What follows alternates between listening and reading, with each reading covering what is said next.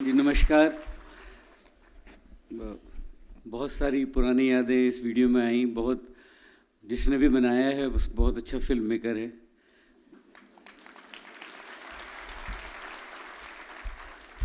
और मैं थोड़ा ओवरवेल्म्ड हो गया हूँ देख के, क्योंकि बहुत चीज़ें इसमें खुद भूल गया था। मैं बहुत शुक्रगुजार हूँ ITM यूनिवर्सिटी का कि मुझे इस उपाधि, इस सम्मान से नवाजा है। क्योंकि हर वक्त एक आर्टिस्ट को ये लगता है कि वो जो उसे सक्सेस मिल रही है वो शायद उसके लायक नहीं है, क्योंकि वो एक अधूरापन हमेशा महसूस होता रहता है। और अपने हम सबकी एक तलाश रहती है, एक खोज रहती है जो कभी ख़त्म नहीं होती। और शायद वो ख़त्म हो जाए तो हम आर्टिस्ट ही ख़त्म हो जाएं। वो हमारे हॉराइज़न, हमारे सपने, हमारे उफ़ुक़ सब पीछे जाते रहते हैं। जब वहाँ पहुँचते हैं तो एक नया अचीव करने के लिए कोई सपना या ख्वाब खड़ा रहता है।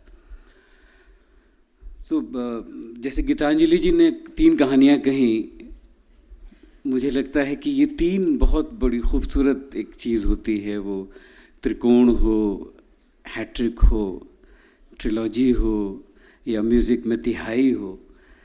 तो ये मुझे लगता है कि ये 3 का एक संबंध होता है कहीं हमारे क्रिएटिव जर्नी में, हमारे काम में।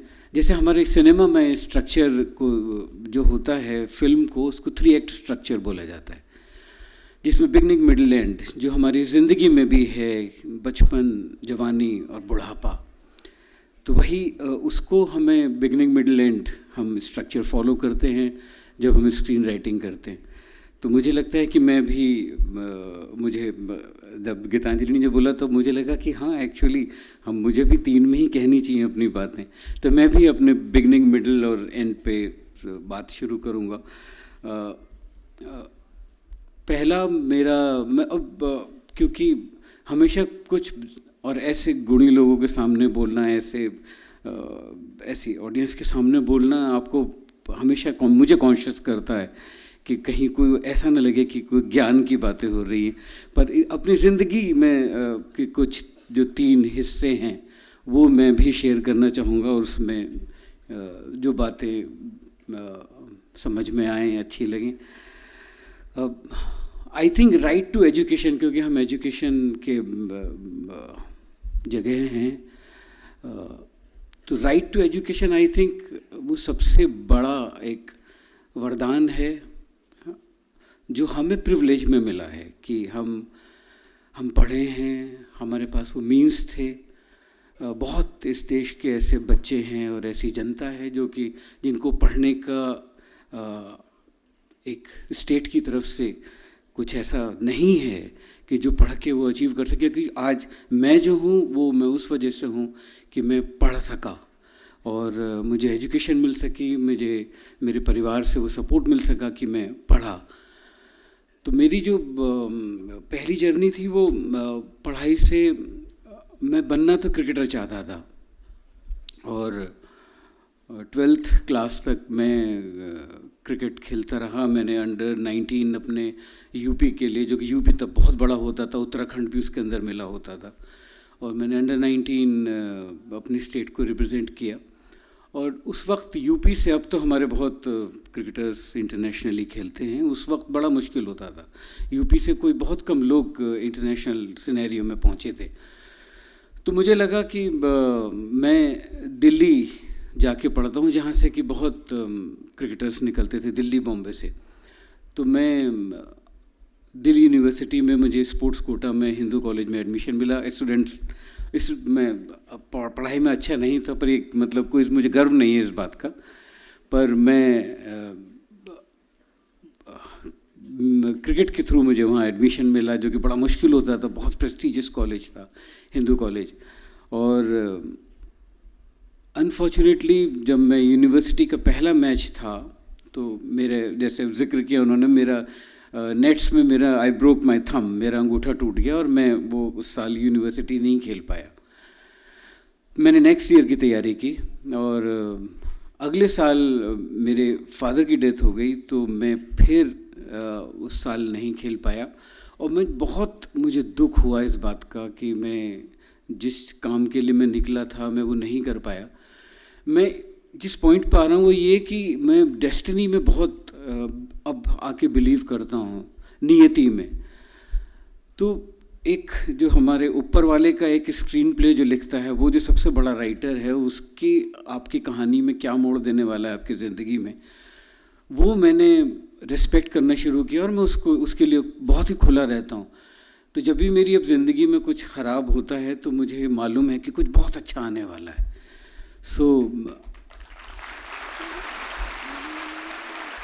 तो मेरी ज़िंदगी में यूँ हुआ कि मेरी ज़िंदगी में जब क्रिकेट गया तो रेखा आई और रेखा के साथ म्यूज़िक आया। और मेरे अंदर एक म्यूज़िक कंपोज़र है ये मुझे नहीं पता था। और मैंने रेखा और ऐसे मेरे बहुत दोस्त थे दिल्ली यूनिवर्सिटी में। मैं छोटे शहर से आता था, मेरठ से। तो जब मैं वहाँ पढ़ने के लिए आया मेरे लिए ज़िंदगी दूसरे लेवल पे खुली और जो एक्सप्लोर किया मैंने और पूरा एक्सपोजर मेरे लिए अलग हुआ दिल्ली यूनिवर्सिटी में एजुकेशन का। और जो संगत मुझे मिली और वो बात अब मुझे समझ में आती है, पहले नहीं समझ में आती थी। जो बड़े बूढ़े कहते थे कि आप वही बन जाते हैं जो आपकी संगति होती है। तो अगर आप अपनी संगति अच्छे चुनेंगे तो आप ज़रूर अच्छे इंसान बनने की उम्मीद रख सकते हैं। तो मैंने अपना म्यूज़िक रेखा के थ्रू एक्सप्लोर करना शुरू किया।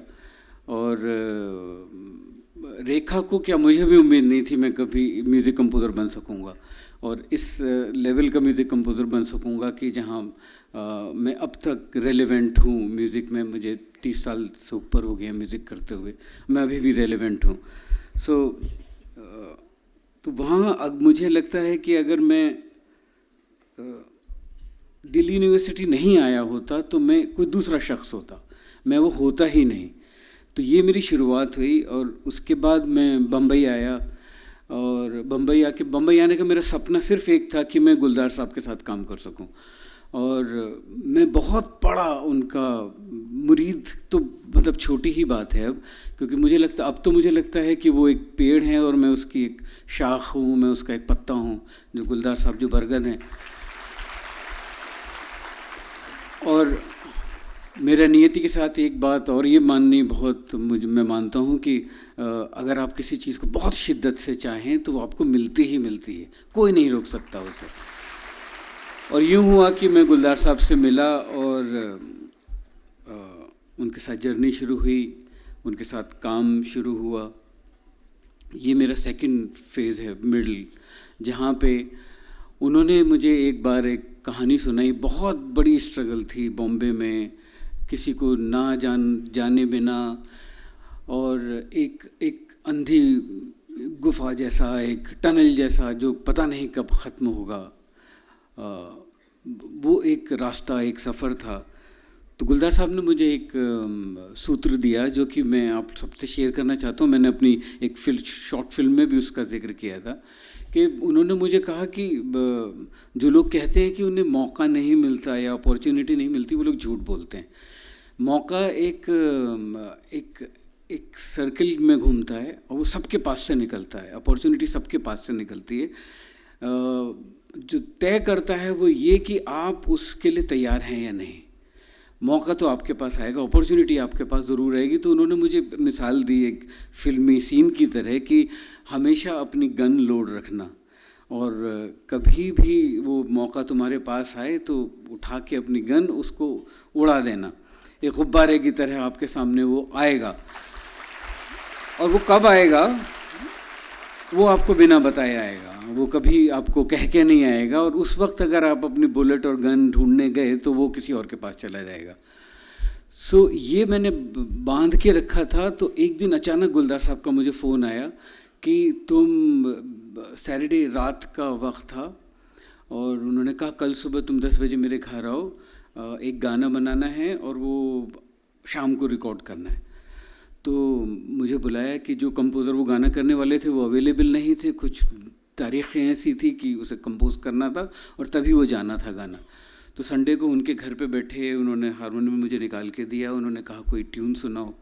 तो मैंने कोई ट्यून सुनाई, कोई ऐसी एक मैंने बच्चों की उनकी एक नज़्म थी उनको सुनाई, तो उन्होंने तभी लिखना शुरू किया। वो जीनियस हैं, वो लिखते गए और मैं बनाता गया। मैं तो जीनियस नहीं था बट वो ज़रूर थे, वो लिखते गए उस ट्यून के ऊपर और वो गाना बना। और उन्होंने कहा अभी रिकॉर्ड करना है, शाम को तो नहीं, अगले दिन हमने रिकॉर्ड किया। और उससे अगले दिन, ये संडे था, मंडे ट्यूसडे को वो गाना दूरदर्शन पे आ गया और वो गाना था चड्डी पहन के फूल खिला है, जंगल जंगल बात चली। तो उनका वो जो सूत्र था दिया हुआ मुझे कि हमेशा अपनी गन लोड रखना, वो मेरे ऊपर एकदम सही निकला। और मेरी वहाँ से जो जर्नी शुरू हुई म्यूज़िक में, फिर उसके बाद माचिस और सत्या, और काफ़ी वक्त हुआ। और एक वक्त के बाद मुझे बहुत स्टैग्नेंट लगने लगा था म्यूज़िक में। स्टैग्नेंट से भी ज़्यादा मुझे ये समझ में आने लगा था कि जिस तरह का संगीत में करना चाहता हूँ वो अब मुझे करने को मिलना बंद होने वाला है। मैंने प्रीएम्प्ट किया था उस चीज़ को, तो मैंने अपने को तैयार करना शुरू किया कि ये मीडियम जो हमारा फिल्म का मीडियम है, ये डायरेक्टर का मीडियम है। जो डायरेक्टर चाहता है वही होता है, और वो डायरेक्टर ही इसलिए हर चीज़ के लिए रिस्पॉन्सिबल होता है। और एक डायरेक्टर की फ़िल्म देख के आप उसकी शख्सियत आप जान सकते हैं, बिकॉज एक्टर्स जो हैं वो किरदार के पीछे छुप सकते हैं, पर डायरेक्टर के पास छुपने की कोई जगह नहीं है। जो उसकी इंटीरियरिटी है, जो वो सोचता है राजनीति के बारे में, विमेन के बारे में, समाज के बारे में, वो बिल्कुल स्क्रीन पे वो नंगा होता है। डायरेक्टर आप उसको जान सकते हैं कि वो किस तरह की फिल्में बनाता है, वो किस तरह का इंसान है। और ये मीडियम डायरेक्टर का मीडियम है। तो मैंने कोई फॉर्मल ट्रेनिंग नहीं की थी उसमें, पर मैंने बहुत पढ़ना शुरू किया, किताबें पढ़नी शुरू की स्क्रीन राइटिंग के ऊपर और फिल्म डायरेक्शन के ऊपर। और यहाँ से मेरा वो तीसरा फेज़ शुरू हुआ ज़िंदगी का, जहाँ मैंने पहली फिल्म डायरेक्ट की जिसका नाम था मकड़ी। और वो एक गवर्नमेंट इंस्टीट्यूशन के लिए, क्योंकि मैं जब ट्रांजिशन कर रहा था तो शबाना आज़मी जी ने, जिन्होंने उसमें एक चुड़ैल का रोल प्ले किया, बच्चों की फिल्म हमने बनाई थी। और तो उन्होंने, जब मैं उनके पास स्क्रिप्ट लेके गया, मुझे कोई फिल्म इंडस्ट्री में फाइनेंस देने के लिए तैयार नहीं था, क्योंकि बड़ी वाजिब सी बात थी कि एक म्यूज़िक कंपोज़र उठ के कह रहा है कि मैं फ़िल्म डायरेक्टर बनूंगा, जब प्रेसिडेंट कहीं भी नहीं था और ना कोई एजुकेशन थी किसी मेरे पास फिल्म डायरेक्शन की। और एक सिर्फ एक कॉन्फिडेंस था, पर जो कॉन्फिडेंस होता है वो आई थिंक जो सबसे बड़ा बेवकूफ़ होता है वो सबसे ज़्यादा कॉन्फिडेंट इंसान होता है। तो वो था मेरे पास, पर उस वक्त तो शबाना जी ने मुझे पूछा कि तुम ये क्यों कर रहे हो, क्योंकि अगर तुम सक्सेसफुल नहीं हुए तो तुम्हारी जो थोड़ी बहुत म्यूज़िक की जो दुकान चलती है वो भी बंद हो जाएगी, लोग वैसे ही काम देना बंद कर देंगे तुम्हें। पर मैंने कहा कि मुझे अब उसी वक्त 9/11 हुआ था, तो मैंने उन्हें कहा कि वो दुनिया के सबसे सिक्योर देश में एक 100वें माले पे कोई सुबह सुबह 9 बजे जाके बैठा है, और वो सब अपने ख्वाब छोड़ के बैठा है कि जो उसे जीने थे या जीने होंगे, और वो किसी के कहने पे अगर अपनी मर्ज़ी के बिना वहाँ जाके बैठा है, और एक प्लेन आया और सब ख़त्म हो गया। तो ज़िंदगी तो किसी भी मोमेंट जा सकती है। तो मुझे लगता है कि मुझे ये काम करना है, ये मेरी नियति है, मेरे दिल की आवाज़ है। मैंने मकड़ी फिल्म बनाई, और जिस इंस्टीट्यूशन के लिए वो फिल्म बनाई गई थी, जब वहाँ दिखाई गई तो उन लोगों ने उस फिल्म को रिजेक्ट कर दिया, देख के कि ये बहुत ही ख़राब फिल्म है और ये रिलीज़ होने के लायक भी नहीं है, इसे कोई भी नहीं देखेगा तुम्हारे सिवा। मैं तो देख चुका था, तो जाहिर सी बात है और कोई देखने नहीं आता उनके हिसाब से। और मैं बहुत डिमोरलाइज हुआ इस चीज़ को लेके। पर मुझे कहीं एक अंदर से एक आवाज़ आ रही थी कि नहीं, ये ऑफ कोर्स ये सत्यजीत रे की पाथेर पंचाली नहीं है, वो जो मैं कभी भी नहीं बना सकूँगा, मगर ये कोई ऐसी एम्बैरेसिंग चीज़ नहीं है। फिर मैंने अपने जो उस्ताद, जो मेरे टीचर, मेरे गुरु गुलजार साहब, मैंने उनको वो ये बताए बिना कि इसका क्या हश्र हो चुका है जिन लोगों ने इसको बनाया था, मैंने उन्हें दिखाई। और उन्होंने कहा कि हाँ, अच्छी खासी फिल्म है बच्चों के लिए कोई फिल्में बनाता नहीं है, उनको बड़ा मज़ा आएगा देख के, और बच्चों को डरने में बड़ा मज़ा आता है। तो ये बड़ी अच्छी बात है कि वो डरेंगे भी, आँख भी बंद करेंगे, फिर भी आँख को अपनी उंगलियों के बीच में से फिल्म देखेंगे, और एक उसमें छोटा सा मैसेज भी है। और फिर मैंने उन्हें कहा कि ये फिल्म तो रिजेक्ट हो गई, बहुत डिसअपॉइंट हुए वो। और तो उन्होंने मुझे उस वक्त फिर दूसरा एक सूत्र दिया कि उन्होंने कहा कि अगर तुम ये फिल्म उस इंस्टीट्यूशन से वापस ख़रीद सकते हो, अगर तुम्हारे पास उतनी फाइनेंशियल सपोर्ट है, तो तुम ये फिल्म ख़रीदो, इसे ख़ुद पूरी करो और इसे ख़ुद रिलीज़ करो।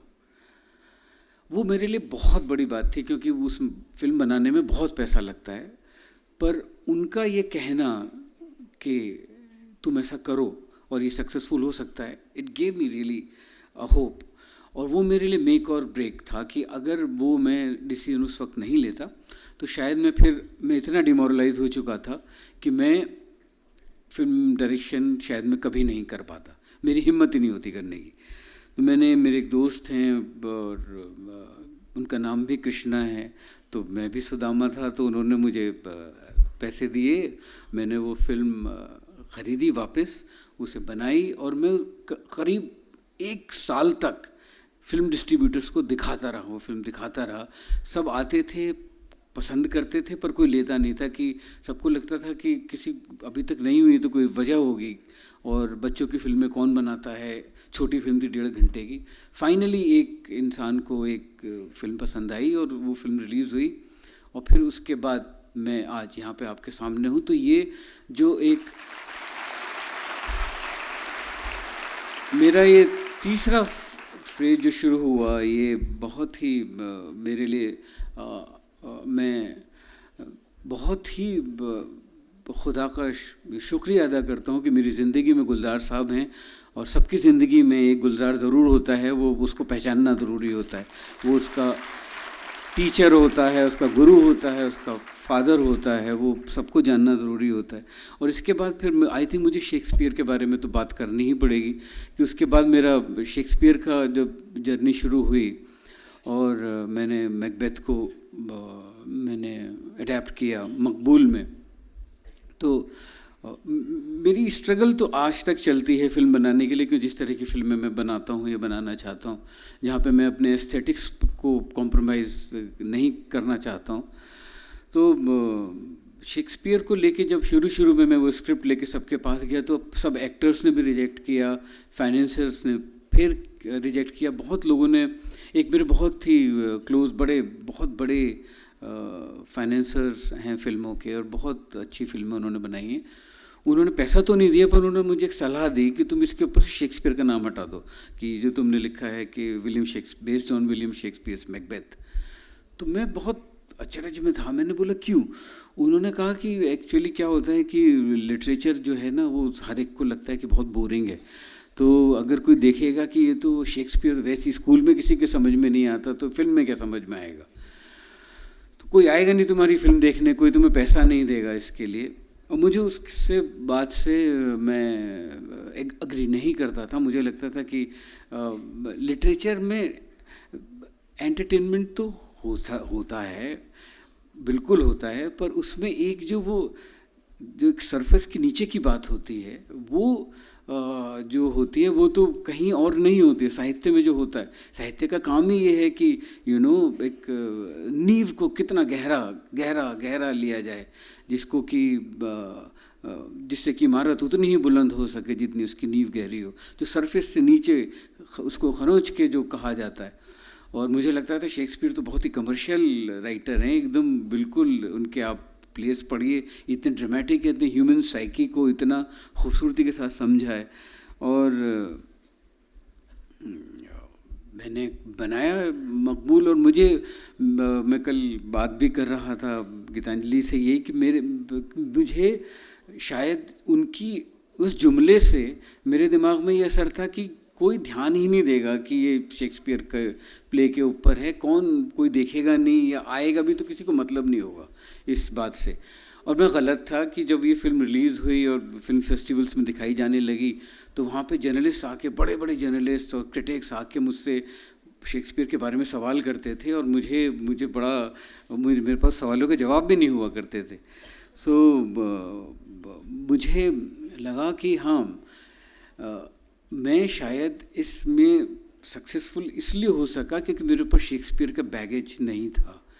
कि मुझे, नहीं तो इतना बैगेज होता है उस चीज़ का, आप उस पर्सनैलिटी के अंदर इतना दब जाते हैं, उस काम को आप अडेप्ट नहीं कर सकते। तो फिर मैंने बहुत ही कॉन्शियसली उस चीज़ को फॉलो किया कि कहीं मैं शेक्सपियर के बोझ के नीचे ना दबूं, और मैं, जो मेरी अपनी स्पॉन्टेनिटी है कि मैं उस कहानी को जो शेक्सपियर कह रहे हैं और उसको मैं कैसे अपना बना के अपने संदर्भ में, अपने समाज के संदर्भ में, अपने देश के संदर्भ में मैं अपना इसके अंदर क्या ला सकता हूँ। और वही मेरी कोशिश रही और मैं उसमें शायद सक्सेसफुल हुआ भी।